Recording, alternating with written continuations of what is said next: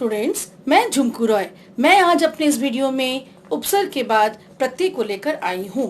तो उपसर्ग की तरह ही प्रत्यय के संबंध में पहला प्रश्न बनता है कि प्रत्यय क्या है।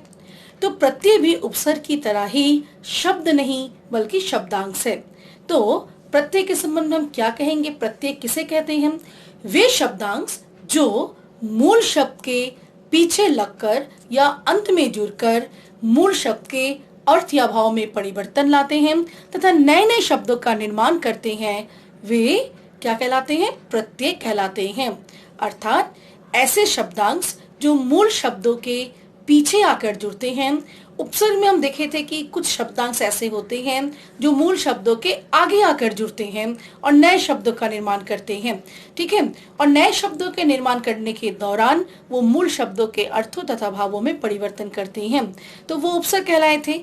तो बिल्कुल वैसे ही अब वे शब्दांश जो मूल शब्द के आगे नहीं बल्कि पीछे आकर जुड़ते हैं, अंत में आकर जुड़ते हैं तथा मूल शब्द के अर्थों तथा भावों में परिवर्तन लाते हैं और परिवर्तन लाते हुए नए शब्दों का निर्माण करते हैं, वे क्या कहलाते हैं?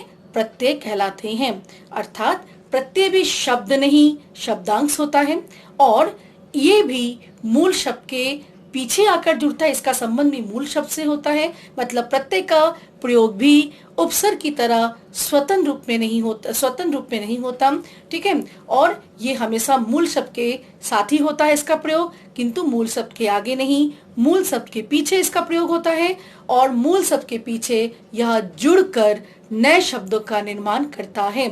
मूल शब्दों के पीछे जुड़कर या अंत में जुड़कर ये मूल शब्दों के अर्थों तथा भाव में परिवर्तन भी लाता है और तब जाकर नए शब्दों का निर्माण करता है। तो प्रत्यय का हम परिभाषा क्या बताएंगे? वे शब्दांश जो मूल शब्द के अंत में लगकर या पीछे जुड़कर मूल शब्द के अर्थ या भाव में परिवर्तन करते हैं तथा नए शब्दों का निर्माण करते हैं, प्रत्यय कहलाते हैं। जैसे मान लीजिए मूल शब्द है सज, हमने वहां पे शब्दांश लगाया, उसके पीछे शब्दांश लगाया आवट, तो नया शब्द बना सजावट। सज जो है सज, ये क्रिया का शब्द है। वैसे ही मान लीजिए मैंने एक और मूल शब्द लिया मड़, उसमें मैंने शब्दांश लगाया, मतलब प्रत्यय मैंने जोड़ा ईयल, तो नया शब्द क्या बना? मरियल। मर भी क्रिया का शब्द है, ये क्रिया का धातु रूप हुआ। वैसे मैं एक और बता रही हूँ, जैसे मान नमक, नमक के पीछे मैंने इन शब्दांश अर्थात प्रत्यय को मैंने लगाया। नमक मूल शब्द है, उसके पीछे मैंने उसके अंत में मैंने इन लगाया, इन को जोड़ने पर नया शब्द बना नमकीन। तो इस तरह से नमकीन जो है, नमक जो है, ये क्या बना? नमकीन तो नया शब्द है और मूल शब्द नमक है जो कि संज्ञा है, ठीक है। और इसके साथ इन प्रत्यय अर्थात शब्दांश जोड़े गए जिससे नए शब्द नमकीन बने। अब हम आते हैं प्रत्यय के मूल तत्वों की ओर। फिर प्रत्यय के संबंध में हम क्या क्या जाने? प्रत्यय शब्द नहीं शब्दांश है।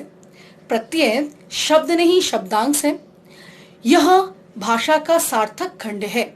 मतलब भाषा का ये सच में ये बात जब भाषा के साथ ये जुड़ जाता है, शब्दों के साथ, मूल शब्दों के साथ जब ये जुड़ जाता है तो ये भाषा का सार्थक खंड बन जाता है, ठीक है। तीसरा हुआ कि प्रत्यय का प्रयोग कभी भी स्वतंत्र रूप में नहीं होता, मतलब अकेला प्रयोग नहीं होता। इसका प्रयोग हमेशा मूल शब्द के साथ होता है, अर्थात मूल शब्द के पीछे आकर ये जुड़ता है और नया शब्द बनता है। और चौथा हुआ कि प्रत्यय जो होता है, प्रत्यय मतलब ये भी शब्दांश ही है। प्रत्यय जो है ये हमेशा मूल शब्द के पीछे आकर जुड़ता है और नए नए शब्दों का निर्माण करता है। ये थे प्रत्यय के संबंध में मूल तत्व। अब हम आते हैं प्रत्यय की भेद की ओर। प्रत्यय के कितने भेद हैं? प्रत्यय के 2 भेद हैं। प्रत्यय के मूलतः 2 भेद हैं। पहला हुआ कृत प्रत्यय, दूसरा हुआ तद्धित प्रत्यय। कृत प्रत्यय क्या है? वे शब्दांश जो क्रिया के धातु रूप के पीछे आकर जुड़ते हैं या पीछे आकर लगते हैं तथा संज्ञा अथवा विशेषण के शब्दों का निर्माण करते हैं, वे कृत प्रत्यय कहलाते हैं। फिर से सुनना है कि वे शब्दांश जो क्रिया के धातु रूप के पीछे आकर जुड़ते हैं और संज्ञा अथवा विशेषण शब्दों का निर्माण करते हैं, कृत प्रत्यय कहलाते हैं। मतलब जो शब्दांश क्रिया के धातु रूप, मतलब जो मूल शब्द है वो क्रिया होगा। मूल शब्द क्रिया होने हैं, मूल शब्द को क्रिया होना है, और क्रिया जो है उसके पीछे जो सारे शब्दांश आकर जुड़ रहे हैं और नए शब्दों का निर्माण कर रहे हैं, ये जुड़ने वाले शब्दांश अर्थात प्रत्यय, ये कृत प्रत्यय कहलाएंगे।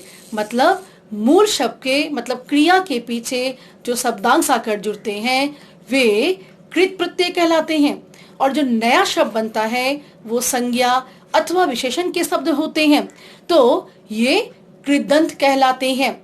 जो नए शब्द हैं ये मूलतः संज्ञा के शब्द होते हैं या फिर विशेषण के शब्द होते हैं, और ये क्या कहलाते हैं? ये कृदंत कहलाते हैं। जैसे तैर, तैर तो हो गया क्रिया, मूल शब्द अगर तैर है और वहां हम आक प्रत्यय लगाते हैं तो नया शब्द बना तैराक।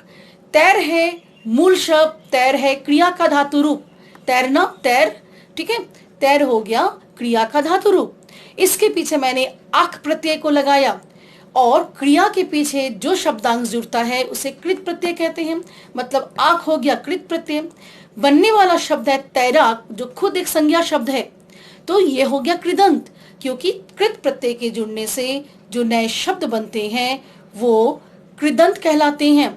मतलब संज्ञा या विशेषण के जो शब्द बनेंगे वो कृदंत कहलाएंगे। मैं फिर से बोल दूं कृत प्रत्यय क्या है, कि वे शब्दांश जो क्रिया के धातु रूप के पीछे लगकर या अंत में जुड़कर नए शब्द अर्थात संज्ञा अथवा विशेषण के नए शब्दों का निर्माण करते हैं वे कृत प्रत्यय कहलाते हैं।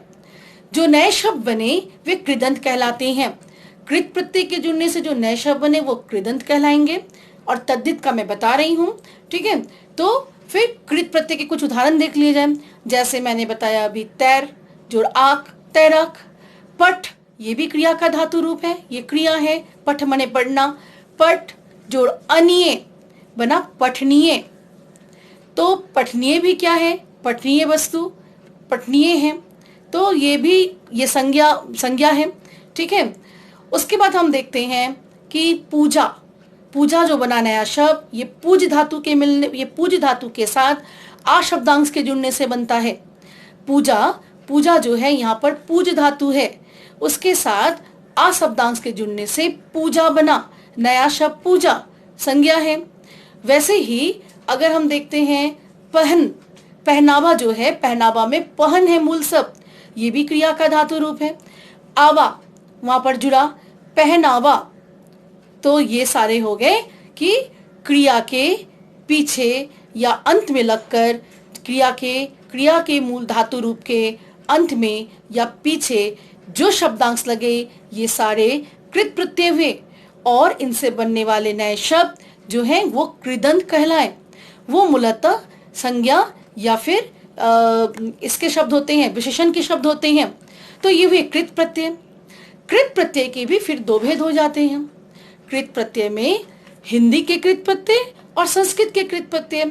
मतलब क्रिया के अंत में लगकर या पीछे जुड़ने वाला जो शब्दांश है वो तो कृत प्रत्यय कहलाता है, लेकिन अगर ये शब्दांश संस्कृत भाषा से सीधे सीधे आकर हिंदी में प्रयुक्त हुए हैं तो वो संस्कृत के कृत प्रत्यय हैं।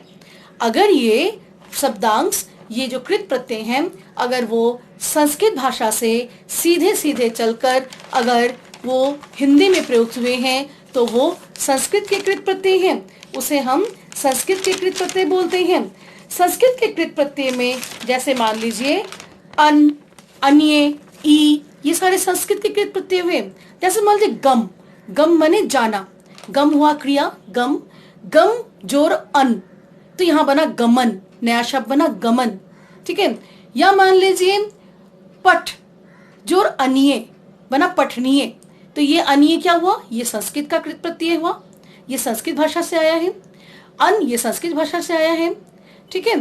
तो इस तरह के जो हैं क्रिया के पीछे जुड़ने वाले जो शब्दांश हैं वो कृत प्रत्यय हुए, और क्रिया के पीछे जुड़कर शब्दांशों के जुड़ने से जो नए शब्द बने, संज्ञा या विशेषण के जो नए शब्द बने वो सारे कृदंत कहलाए। जितने भी नए शब्द हैं वो सारे कृदंत कहलाएंगे, ठीक है।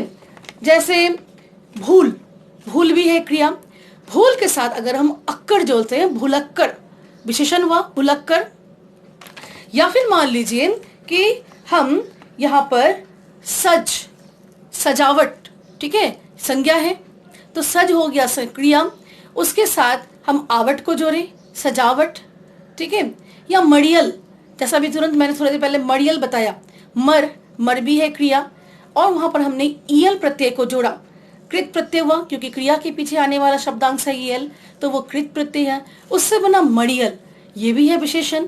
तो ये सारे जो विशेषण या संज्ञा के शब्द तैयार हो रहे हैं, कृत प्रत्यय के मूल शब्दों के पीछे मूल शब्द है क्रिया, क्रिया के मूल धातु के पीछे कृत प्रत्यय के जुड़ने से संज्ञा और विशेषण के जो शब्द बन रहे हैं, ये सारे कृदंत हैं। कहने का अर्थ है कृत प्रत्यय के जुड़ने से जो नए शब्द बनते हैं वो सारे कृदंत कहलाते हैं। और कृत प्रत्यय के भी मैंने दो तरह बताया, एक हुआ हिंदी के कृत प्रत्यय, दूसरा हुआ संस्कृत के कृत प्रत्यय। मैं संस्कृत के कृत प्रत्यय बता रही थी कि संस्कृत के भाषा से जो शब्दांश सीधे हिंदी में आकर प्रयुक्त हुए हैं वो हैं संस्कृत के कृत प्रत्यय। बिल्कुल वैसे ही संस्कृत से ही विकसित होकर वे प्रत्यय जो विकसित तो संस्कृत से हुए हैं, किंतु संस्कृत से विकसित होने के बाद उसमें थोड़ा परिवर्तन होकर वो हिंदी में प्रयुक्त हुए हैं, तो वो हिंदी के कृत प्रत्यय हैं। हिंदी के कृत प्रत्यय की अगर हम चर्चा करें तो वहां पर हम देख सकते हैं आक, वहां पर हम देख सकते हैं आ, वहां पर हम देख सकते हैं अक्कर, ठीक है। तो इस तरह से हिंदी के ये कृत प्रत्यय हुए। तो कुछ प्रमुख कृत प्रत्ययों को हम देख लेते हैं, आक, आ, अनिये, अक्कर, वाला, ईयल, आकू, आलू। तो इस तरह से, ठीक है, हार, वैया, इस तरह से ये सारे कृत प्रत्यय हैं। ये कृत प्रत्यय को याद रखने का एक तरीका ये होता है कि कृत प्रत्यय हम किसे कहें, जो भी क्रिया के, हम क्रिया तो पहचान सकते हैं, जो भी क्रिया के धातु रूप के पीछे शब्दांश आकर जुड़ता है और नए शब्दों को बनाता है, क्रिया के धातु रूप के पीछे जो भी शब्दांश आकर जुड़ जाता है और नए शब्द को बनाता है, तो वो कहलाता है कृत प्रत्यय। क्रिया के पीछे जुड़ने वाला शब्दांश कृत, क्रिया को, कृत को, तो क्री, कृत। तो इसे इस तरह से याद रखा जा सकता है कि क्रिया के पीछे जो शब्दांश जुड़ने वाला है वो कृत प्रत्यय है, और कृत प्रत्यय के जुड़ने से जो नए शब्द बनने वाले हैं या बनते हैं वो कृदंत हुए। और कृत प्रत्यय के वो कृत प्रत्यय, वो प्रत्यय जो संस्कृत भाषा से सीधे चलकर आए हैं बिना किसी परिवर्तन के हिंदी तक, वो है संस्कृत के कृत प्रत्यय। और संस्कृत से विकसित होकर थोड़ा परिवर्तित होकर जो हिंदी में प्रत्यय आए हैं, ठीक है, वो हो गए हिंदी के कृत प्रत्यय। मतलब क्रिया के पीछे आकर जुड़ने वाला ऐसा शब्दांश जो हिंदी में, मतलब जो संस्कृत से विकसित हुआ है, थोड़ा परिवर्तित हो गया है और आकर क्रिया के पीछे आकर जुड़ने लगा है, वो हिंदी का कृत प्रत्यय हुआ। फिर मैं ये बता रही हूँ कि क्रिया के पीछे आकर जुड़ने वाला शब्दांश जो सीधे संस्कृत भाषा से आया हुआ है वो हो गया संस्कृत का कृत प्रत्यय, क्योंकि क्रिया के पीछे जो शब्दांश जुड़ेगा वो तो कृत प्रत्यय होगा। अब देखना ये है कि ये कृत प्रत्यय हिंदी का है, मतलब संस्कृत से आया, डायरेक्ट आया है बिना किसी परिवर्तन का, आया कि परिवर्तित होकर आया है। संस्कृत से तो दोनों ही आएंगे, लेकिन संस्कृत से जो बिना परिवर्तित होकर आएंगे उसको हम संस्कृत के कृत प्रत्यय कहेंगे, और संस्कृत से विकसित होकर थोड़ा परिवर्तित होकर जो आकर लगेंगे क्रिया के पीछे वो हिंदी के कृत प्रत्यय। इतना मुझे लगता है आप समझ गए होंगे। अब हम आते हैं तद्धित प्रत्यय की ओर। जिस तरह से मैंने बताया कि क्रिया के धातु रूप के पीछे लगने वाले शब्दांश कृत प्रत्यय हैं, बिल्कुल वैसे ही अब क्रिया नहीं, अब बाकी विकारी शब्द, 4 विकारी होते हैं, संज्ञा, सर्वनाम, विशेषण, क्रिया, ये अंत वाला विकारी क्रिया हुआ। इस क्रिया के अलावा जितने सारे विकारी हैं, अब बचा संज्ञा, सर्वनाम, विशेषण, ठीक है। तो मूलतः वे सारे शब्द जो संज्ञा के हैं, सर्वनाम के हैं और विशेषण के हैं, इनके अंत में जो भी शब्दांश आकर जुड़ता है और इन शब्दों को, ये संज्ञा, सर्वनाम तथा जो विशेषण के शब्द हैं, इनके अर्थ में या भाव में थोड़ा परिवर्तन ले आते हैं और नए शब्दों का निर्माण करते हैं, ये सारे शब्दांश तद्धित प्रत्यय हुए। और तद्धित प्रत्यय के जुड़ने से जो नया शब्द बना उसे हम तद्धितांत कहते हैं। तो फिर क्या हुआ, वे शब्दांश जो संज्ञा, सर्वनाम अथवा विशेषण शब्दों के अंत में जुड़कर नए शब्दों का निर्माण करते हैं, उन्हें हम तद्धित प्रत्यय कहते हैं तथा बनने वाले नए शब्द तद्धितांत कहलाते हैं। जैसे गरीब, मूल शब्द हुआ गरीब, ये संज्ञा है, गरीब व्यक्ति, ठीक है, तो गरीब विशेषण हुआ, सॉरी। तो इससे बनने वाला ई प्रत्यय के जोड़ने से अगर गरीबी बनता है, ई प्रत्यय को अगर हम जोड़ते हैं, गरीब, गरीब हुआ विशेषण का शब्द, ठीक है, मूल शब्द है गरीब, विशेषण का शब्द है, इसके साथ ई प्रत्यय को हम जोड़ रहे हैं, नया शब्द बना गरीबी, संज्ञा, ठीक है। तो ये जो गरीबी है, गरीबी, ये हो गया तद्धितांत, क्योंकि यहाँ पे ई जो है प्रत्यय, ये तद्धित प्रत्यय है, क्योंकि ये संज्ञा, सर्वनाम या विशेषण शब्दों के पीछे जुड़ने वाले शब्दांश तद्धित प्रत्यय कहलाते हैं। सिर्फ क्रिया के पीछे जुड़ने वाला शब्दांश कृत प्रत्यय कहलाता है, बाकी सभी के पीछे संज्ञा हो, सर्वनाम हो, विशेषण या और भी कुछ हो, उसके पीछे जुड़ने वाला जो शब्दांश है वो तद्धित प्रत्यय कहलाता है। बनने वाला नया शब्द तद्धितांत कहलाता है। जैसे परिवार, परिवार भी संज्ञा शब्द है, परिवार के साथ अगर हम इक प्रत्यय को जोड़ते हैं तो पारिवारिक बनता है। समाज, उसके साथ अगर हम इक प्रत्यय को जोड़ते हैं सामाजिक बनता है। ये दोनों जो प्रत्यय वे, इक परिवार के लिए जुड़ा और समाज के लिए जुड़ा, ये दोनों संज्ञा के पीछे जुड़े हैं, इसलिए ये दोनों तद्धित प्रत्यय हैं। इससे बनने वाले पारिवारिक और सामाजिक दोनों शब्द तद्धितांत हैं। तो ये हुई तद्धित प्रत्यय, मतलब संज्ञा, सर्वनाम, क्रिया के अलावा किसी भी संज्ञा हो, सर्वनाम हो, विशेषण हो या अव्यय के कोई भी हो, ठीक है, किसी भी विशेष, किसी माने क्रिया के अलावा किसी दूसरे मूल शब्द के पीछे लगकर जो शब्दांश नए शब्दों का निर्माण करता है वह शब्दांश तद्धित प्रत्यय कहलाता है। और उस शब्दांश, उस प्रत्यय के जोड़ने से जो नया शब्द बना वो तद्धितांत कहलाता है। अब हम आते हैं तद्धित के संबंध में, बिल्कुल वही बात जिस तरह से मैंने कृत के बारे में बताया कि उस तरह से तद्धित के भी प्रकार हैं। तद्धित के प्रकार में जैसे यहाँ भी हिंदी के तद्धित प्रत्यय और संस्कृत के तद्धित प्रत्यय, जब संज्ञा, सर्वनाम अथवा विशेषण शब्दों के पीछे जुड़ने वाला शब्दांश सीधे संस्कृत से बिना परिवर्तित होकर आता है और नए शब्द का निर्माण करता है, तो वो संस्कृत का तद्धित प्रत्यय हुआ।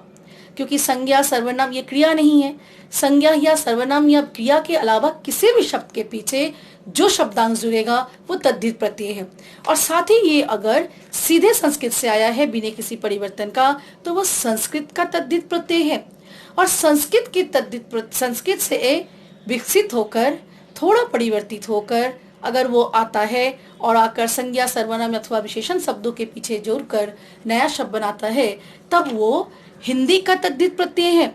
इतना क्लियर होगा?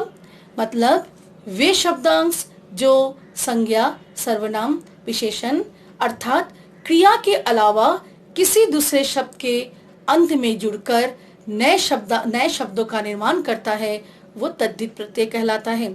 जो नए शब्द बने वो तद्धितांत कहलाते हैं।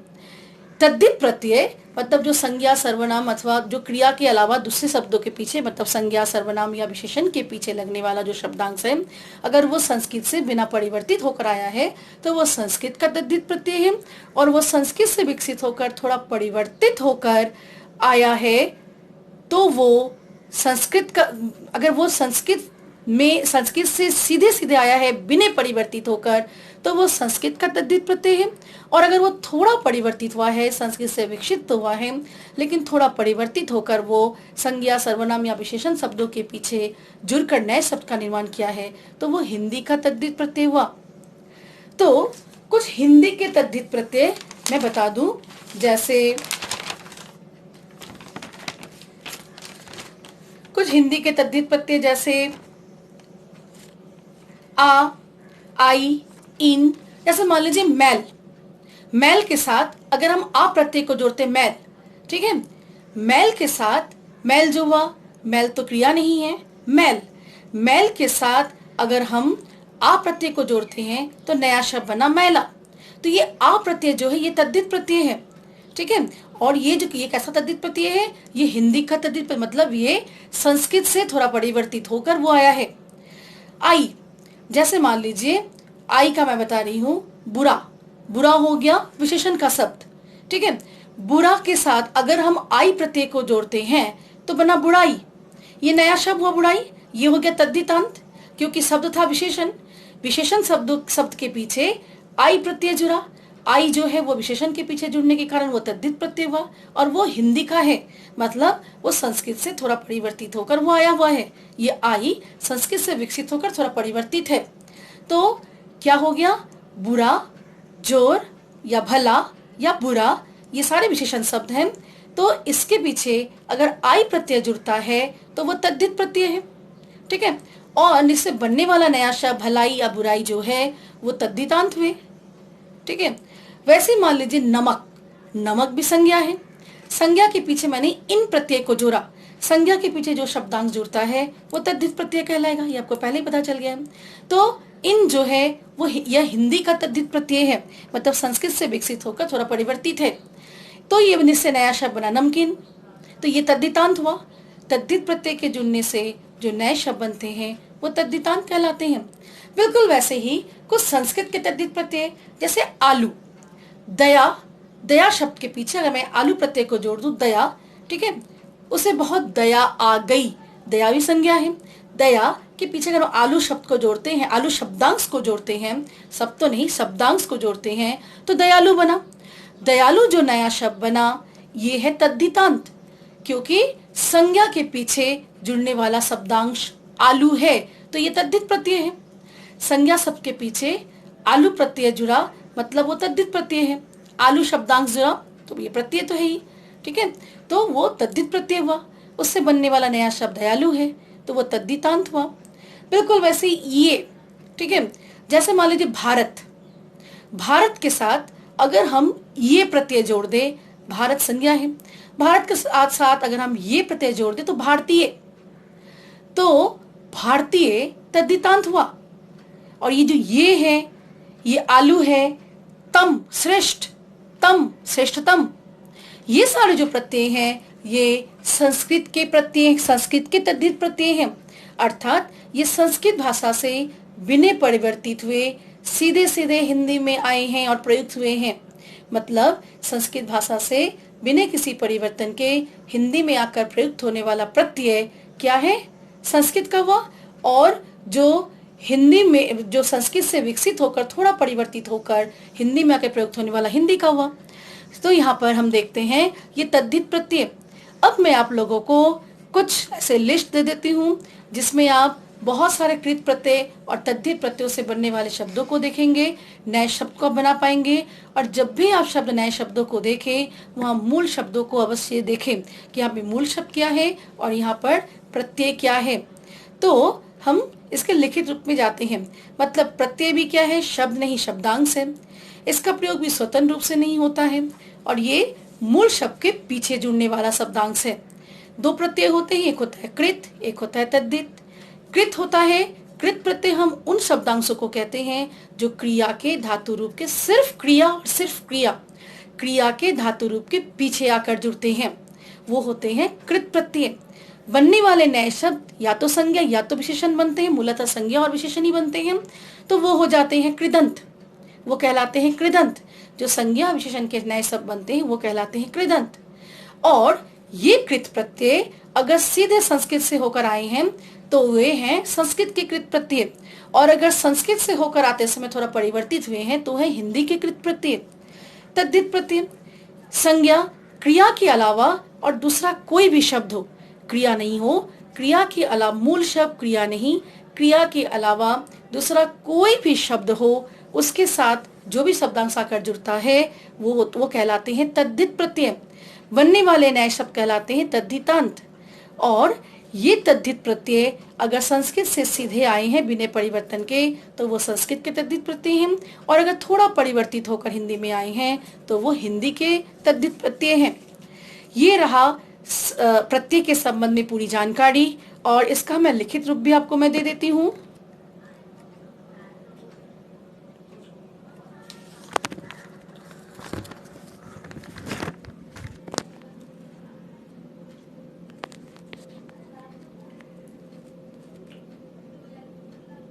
प्रत्यय किसे कहते हैं? वे शब्दांश जो मूल शब्द के पीछे लगकर या अंत में लगकर उसके अर्थ में परिवर्तन करते हैं तथा नए नए शब्दों का निर्माण करते हैं, प्रत्यय कहलाते हैं। जैसे मूल शब्द सज, शब्दांश आवट, सजावट, वाक जोड़तव्य वक्तव्य, मड़ जोड़ियल मड़ियल, नमक जोड़ी नमकीन, दया जोड़ आलू दयालु। प्रत्यय के प्रमुख तत्व फिर क्या हुए? प्रत्यय शब्द नहीं, शब्दांश है। प्रत्यय भाषा का सार्थक खंड है। प्रत्यय का प्रयोग स्वतंत्र नहीं होता, हमेशा मूल शब्द के साथ होता है। प्रत्यय मूल शब्द के पीछे लगकर नए शब्दों का निर्माण करता है। प्रत्यय के प्रकार। प्रत्यय का प्रकार, पहला वह कृत प्रत्यय, दूसरा वह तद्धित प्रत्यय। कृत प्रत्यय, दूसरा वह तद्धित प्रत्यय। अब हम आते हैं कृत प्रत्यय में। कृत प्रत्यय, कृत प्रत्यय वे शब्दांश या प्रत्यय, हम इतना जान चुके हैं जो शब्दांश मूल शब्द के पीछे आकर जुड़ता है वो तो प्रत्यय है। तो वे शब्दांश या प्रत्यय जो क्रिया के धातु रूप के अंत में लगकर संज्ञा अथवा विशेषण शब्दों का निर्माण करता है, कृत प्रत्यय कहलाता है। फिर से, वे शब्दांश या प्रत्यय जो क्रिया होना चाहिए, क्रिया नहीं, क्रिया के अलावा दूसरा और कुछ नहीं होना चाहिए, जो क्रिया के धातु रूप, क्रिया का धातु रूप जानते हैं ना, जैसे पढ़ना में धातु रूप है पठ, देखना में धातु रूप है दिख, ठीक है, या दृश्य हो सकता है दृश्य, खेलना में धातु रूप है खिल, उसके बाद दौड़ना में धातु रूप है दौड़। तो एकदम जो धातु रूप वो होना है। वे शब्दांश या प्रत्यय जो क्रिया के धातु रूप के अंत में लगकर संज्ञा अथवा विशेषण शब्दों का निर्माण करता है, कृत प्रत्यय कहलाता है। कृत प्रत्यय से बनने वाले नए शब्द कृदंत कहलाते हैं। जैसे मूल शब्द को क्रिया होना है, जैसे तैर, तैर के साथ आख शब्दांश जुड़ा, मतलब तैर अगर क्रिया है तो उसके पीछे जुड़ने वाला शब्दांश आख कृत प्रत्यय है, क्योंकि वे शब्दांश जो क्रिया के पीछे आकर जुड़ता है उसे हम लोग कृत प्रत्यय करते हैं, कहते हैं, पहले ही डेफिनेशन में बोल दिया गया है। बनने वाला नया शब्द तैराक, लेकिन ये जो नया शब्द बना ये संज्ञा होते हुए भी एक कृदंत है, क्योंकि क्रिया के साथ कृत प्रत्यय के जुड़ने से जो नया शब्द बनता है, क्रिया से बनने वाला नया शब्द कृदंत कहलाता है। और कृत प्रत्यय वहां पे जुड़ने वाले शब्द होते हैं, शब्द के साथ, मूल शब्द के क्रिया के साथ जुड़ने वाले जो शब्दांश होते हैं वो कृत प्रत्यय कहलाते हैं। जैसे मूल शब्द हुआ क्रिया, तैर ये क्रिया है, आक शब्दांश जुड़ा जिससे नया शब्द बना तैराक, संज्ञा है, ये कृदंत है। पूछ मूल शब्द है, ये क्रिया का शब्द है पूछ, उसके साथ आ जुड़ा, कृत प्रत्यय, नया शब्द बना पूजा, संज्ञा है। भूल क्रिया है, उसके साथ जुड़ने वाला शब्दांश अक्कर है। चूंकि क्रिया शब्द के पीछे जुड़ने वाला अक्कर शब्दांश है तो ये कृत प्रत्यय है, क्योंकि क्रिया शब्दों के पीछे जो भी क्रिया के पीछे शब्दांश आकर जुड़ता है वो कृत प्रत्यय कहलाता है। तो इस दृष्टि से आख, आ, अक्कर, अन्य ये सारे प्रत्यय ऐसे शब्दांश हैं जो क्रिया के पीछे आकर जुड़े हैं, इसलिए ये सारे के सारे प्रत्यय हैं। बनने वाले नए शब्द तैराक जो कि संज्ञा है लेकिन है कृदंत, पूजा संज्ञा है लेकिन है कृदंत, भुलक्कर है ऐसे विशेषण लेकिन है तो कृदंत, क्योंकि कृत प्रत्यय के जुड़ने से जो नया शब्द बनता है वो सारे कृदंत कहलाते हैं। पठनीय, ठीक है, यह लेख पठनीय है तो ये है कृदंत, ऐसे हम लोग बनाते हैं ना शब्द, ये वाक्य रचना। पठ है क्रिया, अन्य शब्दांश जुड़ा मतलब कृत प्रत्यय, क्रिया के पीछे जुड़ा, नया शब्द बना पठनीय, कृदंत। कुछ प्रमुख कृत प्रत्यय आक, आ, अन्य, अक्कर, वाला, आवा, ईयल, वैया, हार, आलू, आकू आदि इससे भी ज्यादा है, मतलब ये ऐसे कृत प्रत्यय हैं, मतलब ये बहुत जनरली, ये बहुत ही मतलब स्वाभाविक तौर पर ये काफी प्रयोग में लाए जाने वाले कृत प्रत्यय हैं। प्रायः ये ऐसे सारे प्रत्यय हैं, ये ऐसे कृत प्रत्यय हैं जो प्रायः हम प्रयोग में लाते हैं। जैसे आँख है, तैर, आँख, तैराक, ये सारे हम लोग लगाते रहते हैं, हमारे भाषा में इसका प्रयोग बहुत होता है। पूजा में आ आया, पटनिये में अनि आया, बुलक्कर में अक्कर आया, ठीक है। यल, मरियल, मरियल में यल आया। गवैया, गवैया में वैया आया, ठीक है।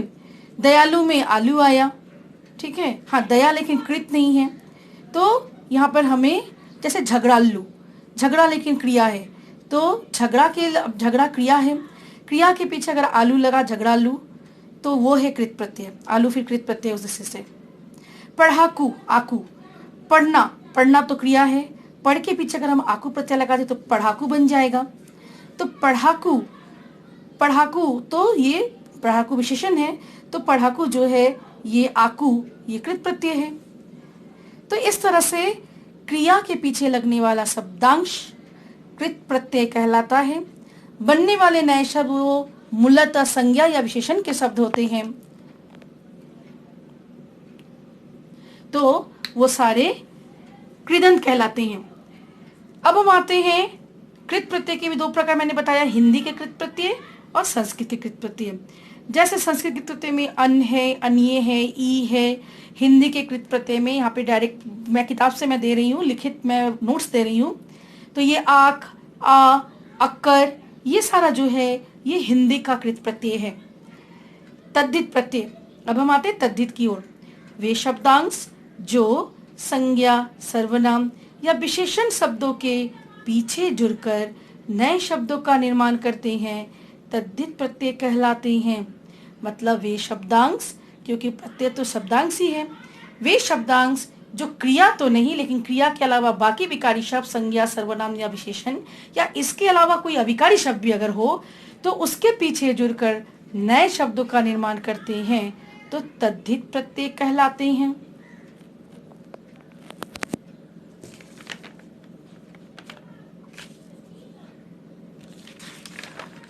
तद्धित प्रत्यय जो है वो विकारी शब्दों के साथ ही होता है, मतलब क्रिया के अलावा, क्रिया विकारी है, उसके अलावा बाकी बचे सारे विकारी शब्द के पीछे ही वो लगते हैं। मतलब क्रिया के अलावा किसी भी शब्द के पीछे जो शब्दांश लगता है वो तद्धित प्रत्यय कहलाता है। तद्धित प्रत्यय से बनने वाले नए शब्द, तद्धित प्रत्यय से बनने वाले नए शब्द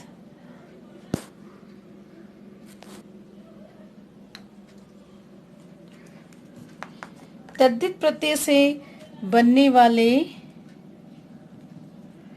नए शब्द तद्धितांत कहलाते हैं। मूल शब्द जैसे गरीब,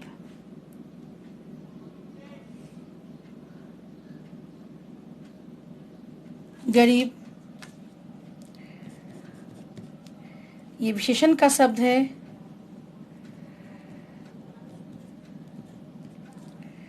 ठीक है।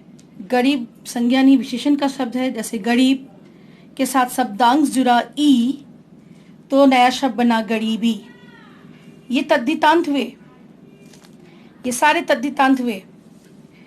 कलाकार संज्ञा है, ई प्रत्यय के जुड़ने से कलाकारी नया शब्द बना। रिक्शा संज्ञा है, वाला जुड़ने से रिक्शा वाला। नीला विशेषण का शब्द है, ईमा शब्दांश के जुड़ने से नीलिमा।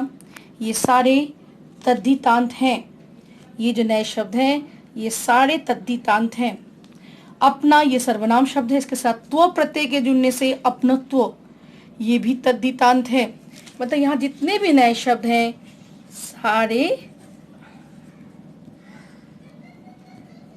तद्धितांत।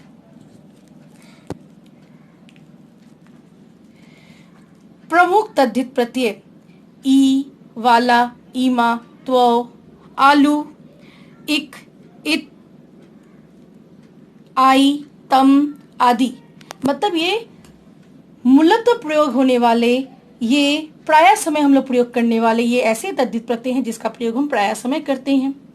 जैसे ई लगा हुआ है गरीब के साथ, गरीबी बहुत ही हमेशा प्रयोग होने वाला शब्द है।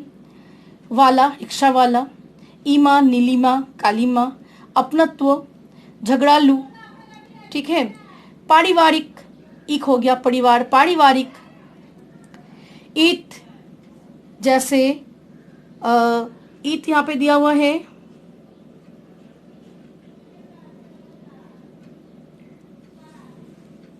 ये भी है तद्धित प्रत्यय। जैसे हर्ष, हर्षित, ठीक है।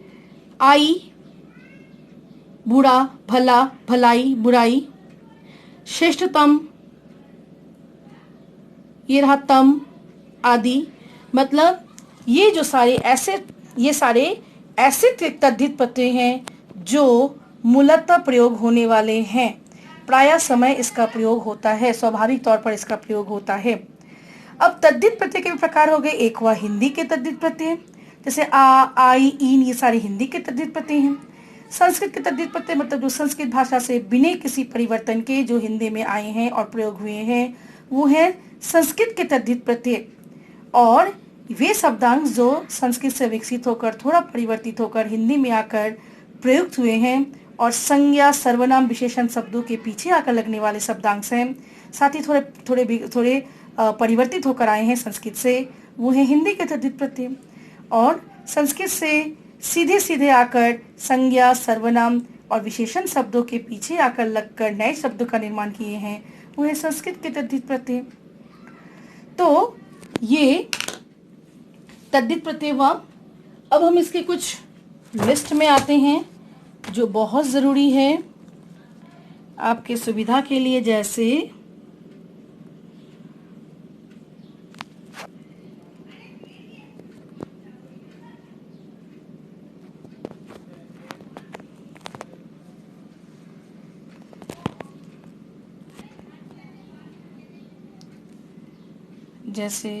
यहाँ से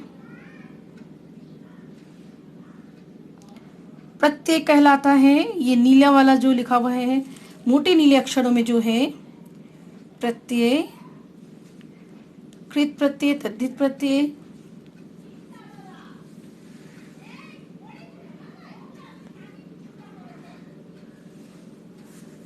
नए शब्द पहले दिया हुआ है, फिर धातु रूप सबसे पहले है, क्रिया धातु रूप, सारे क्रिया है, धातु रूप माने क्रिया। प्रत्यय मतलब धातु रूप के साथ लगने वाला शब्दांश जो है सारा कृत प्रत्यय है। बनने वाला नया शब्द शुरू में है, सारे शब्द ये कृदंत के शब्द हैं। दुकानदार, दुकान, जोरदार।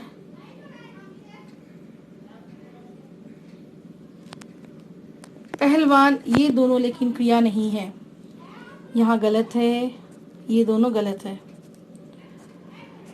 ये दोनों किताब में भी है, गलत है, ये दोनों क्रिया नहीं है, ये दोनों को छोड़कर। दुकानदार, दुकान क्रिया नहीं है, दुकान और पहल ये क्रिया नहीं, इसको छोड़कर। त्याग, गा, खेल, झार, उर, बोल, बह, मिल, क्रीड़, झगड़, दौड़, ये सारे क्रिया है। तो इससे लगने वाले, इसके पीछे जो जुड़े हुए जो शब्दांश हैं ये सारे कृत प्रत्यय हैं, क्योंकि क्रिया के पीछे जुड़ने वाले शब्दांश हैं। बनने वाले जो सारे नए शब्द हैं, त्यागी, गवैया, खिलौना, झारन, उड़ान, बुलावा, बहाव, मिलाप, क्रीड़ा, झगड़ालू, दौड़ना, ये सारे हो गए कृदंत शब्द।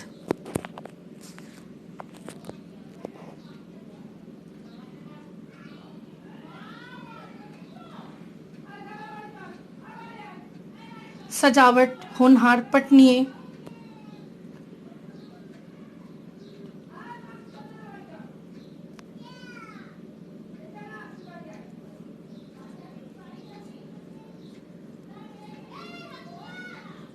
ठीक है,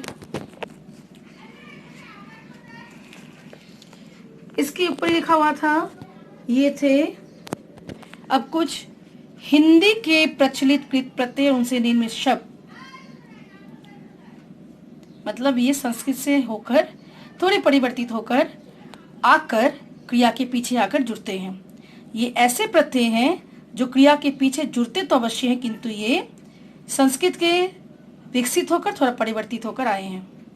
अन, अक्कर, अंत, आ, आई, आऊ, आक, आका, आकू, ठीक है। ये ऐसे कृत प्रत्यय हैं, मतलब ये ऐसे शब्दांश हैं जो क्रिया के पीछे आकर, क्रिया के धातु रूप के पीछे आकर जुड़ते हैं, और ये संस्कृत से आए हैं थोड़े परिवर्तित होकर, संस्कृत से विकसित होकर थोड़े परिवर्तित होकर आकर क्रिया के धातु रूप के पीछे जुड़े हैं। ये सारा क्रिया है, ठीक है। अब हम आते हैं संस्कृत के प्रत्यय, कृत प्रत्यय। ये क्रिया के पीछे आकर जुड़ने वाले शब्दांश हैं जो सीधे सीधे संस्कृत से बिना परिवर्तन के आए हैं। ये ऐसे शब्दांश हैं जो संस्कृत से बिना किसी परिवर्तन के आए हैं और क्रिया के धातु रूप के पीछे आकर जुड़ते हैं, इसलिए ये संस्कृत के कृत प्रत्यय हैं,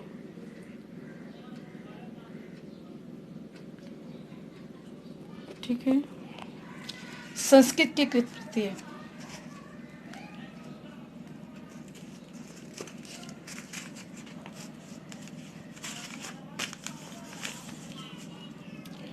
अब हम आते हैं हिंदी के तद्धित प्रत्यय। तद्धित पे पहले हम आ जाते हैं।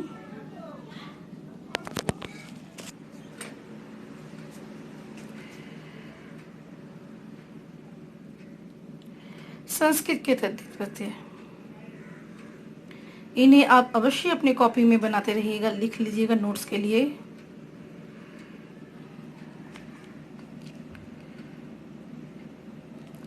इतना तक ही काफी है।